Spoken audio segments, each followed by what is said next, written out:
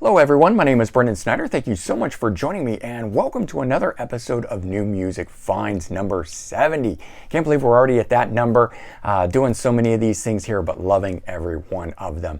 And so this is where I like to collect together all the new music that I've purchased over the past week and present it to you. And I get it from different places like different online retail like Amazon, eBay, and more. And when occasionally I can get it from my local retailers, I like to do that as well. But of course, it just all comes down to where the stuff is available at the time as to where I get it. And so I've got 7 items to go through with you here, but before we do, if you're new to my channel and you haven't already hit the subscribe button, please click the button. Also leave a comment, hit like, all those things help support my channel. I would greatly appreciate it.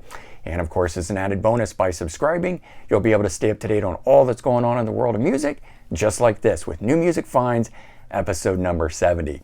And so as we like to do, we always kick off with brand new releases, and I've got 5 of those to go through with you here. First one up was a cool one for me, Jeff Skunk Baxter, Speed of Heat.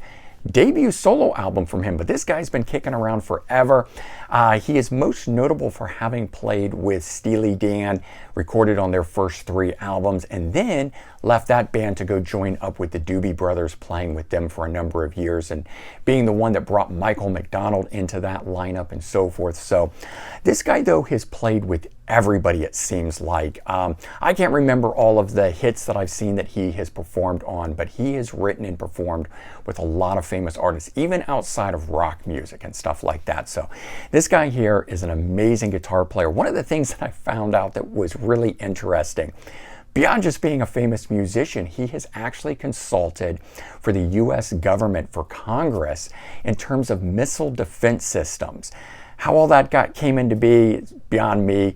I know that he had a friend who was into that sort of stuff professionally. He got into it on a cursory level, and then in a roundabout sort of way got his foot in the door and has actually done it professionally for a number of years. Pretty amazing to have 2 completely different, unique careers like that: rock music and missile defense contracting or consulting with the U.S. government. But there you go.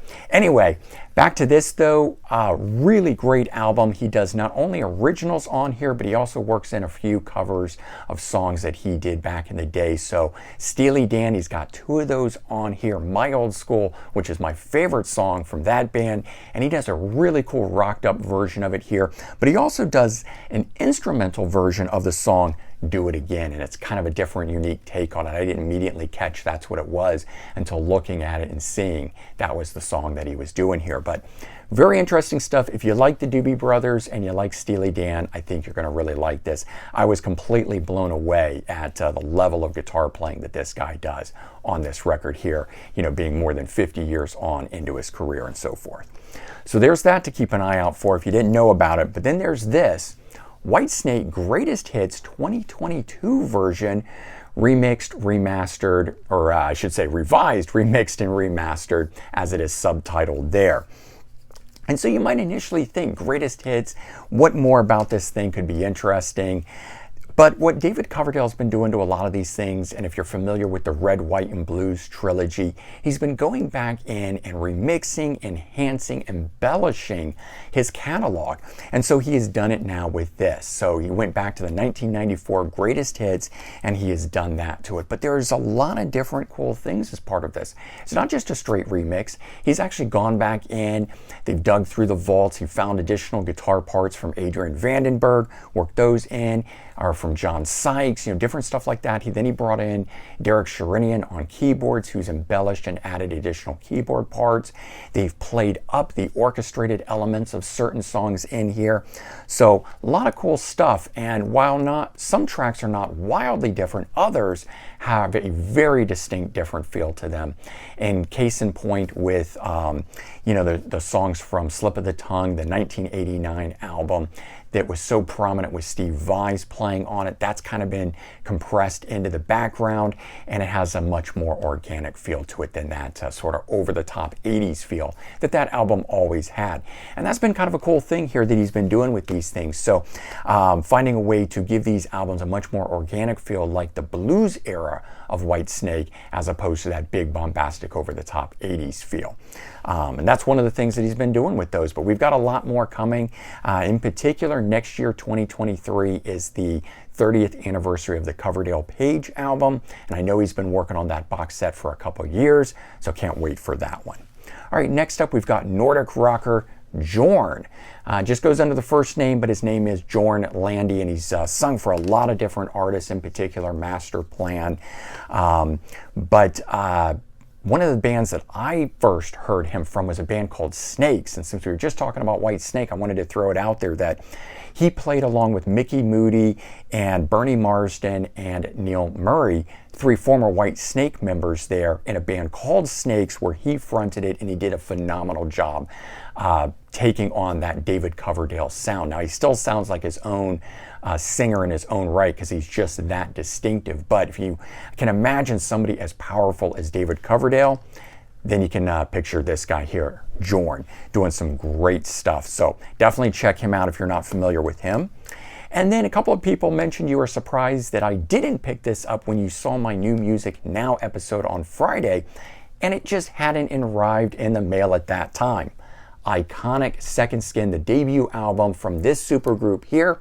Got a lot of cool guys in this. We've got Tommy Aldridge on drums, Joel Hoekstra on guitar, Nathan James on vocals, Michael Sweet guitar, but also on vocals, co-lead vocals on some of the tracks, and Marco Mendoza on bass. So kind of a who's who across the board there.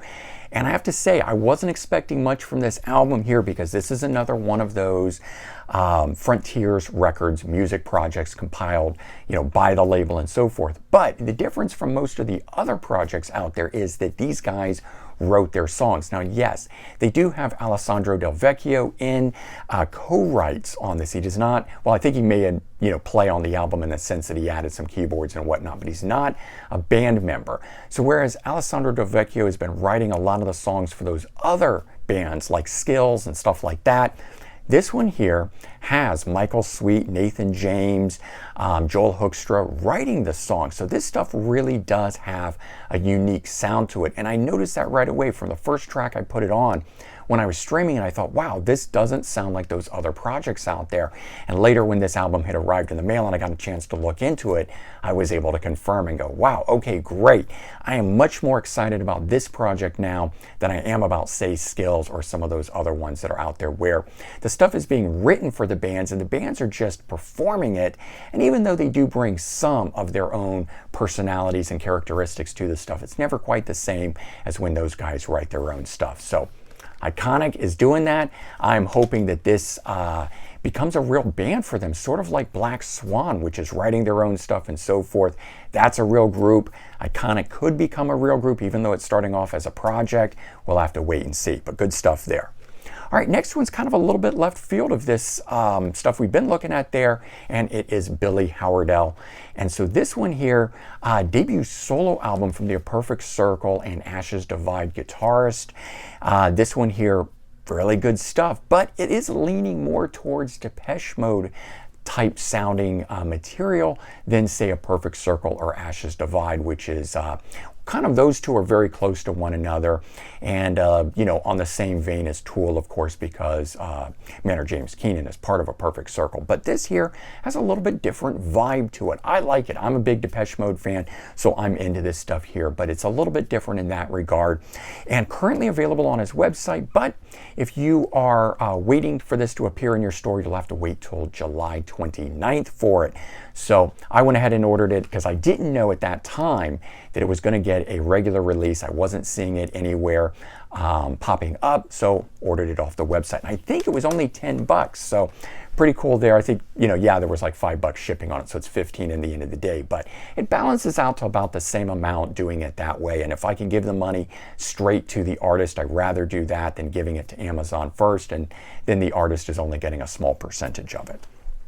All right, so those were the new things from this past week. Now, maybe consider it a new thing because it's a reissue, but it is of I believe the album is 1989, so the album now 33 years old at this point. Bo Nasty, Dirty or is called Dirty But Well Dressed is the name of it.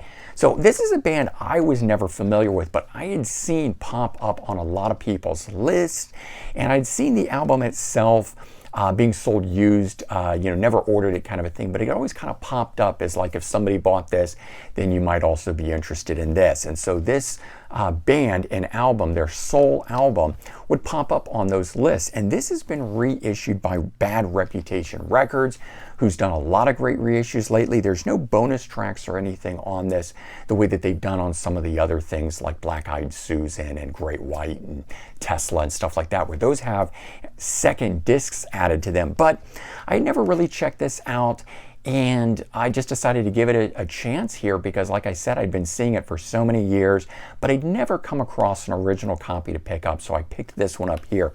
And the band itself has a sort of Britney Fox style feel to them, Cinderella, Britney Fox, that sort of thing. The vocalist is a real distinct sound about him. The music itself, too, is very distinct. It's not just your run-of-the-mill stuff, very stand out. So, why the band didn't make a bigger name for themselves, no one really knows at this point. I kind of look at things and I say, an album cover like that and a name like Bo Nasty, I mean, what does that really mean? It might have been hard for some people to get behind it, but they were also out, I think, on WTG Records, I think, which was subsidy of Epic. So, I mean, it did have some major label backing, but it wasn't a major label. It wasn't on like Warner, Atlantic, those kind of labels. And so, kind of always wonder, I do at least, look back at some of these and say, wow, this stuff is so good. Why didn't it connect with people? Could it have been their appearance? Could it have been a band name? Could it have been the record label? But it really, at this point, who knows? It was 1989, just didn't click, and the band didn't stick around, after that. But that is out. I do like it. Check it out if you are looking for a long-lost, glam metal gem. Bo Nasty is one of those bands. All right, and this one here turned out to be a really cool find. Wasn't expecting this. Scrolling through some stuff on Amazon, trying to see if I could find anything interesting. Came across this. Steve Miller, Living in the 20th Century, 1986 album. Still sealed in original plastic, not one of those re-shrunk wrap things. This one here was a factory sealed copy of it. And how Amazon ended up with one of these things, but they did, and I found it. And this is one of those ones that I ordered used a number of years ago, and when it arrived, the disc that was inside it was not the Steve Miller disc. Somebody else had packaged something else in it, and it wasn't a factory sealed version. It was a resealed copy, and I ended up returning it, and I've never found it since then. But I've been keeping my eye out, and I luckily found this one, and it's in perfect condition because it was still sealed. So interesting. I think I might have paid about 18, 19 bucks for this, but for it being brand new, I'm totally willing to shell out that kind of money for this. So there you go. Those were my new finds from this past week. A lot of cool stuff there for you guys to hopefully go check out if you didn't already know about it, and or you got a little bit of info there, you can check some stuff out. So hopefully you guys enjoyed this, and if you did, please remember to comment, like, and subscribe. And certainly, if you've enjoyed the video, consider sharing it out on social media. Help spread the word both for me, my channel, but also certainly for these great artists that we love to support. All right, everyone, take care. Have a great day, and I'll talk to you all real soon. Bye-bye, everyone.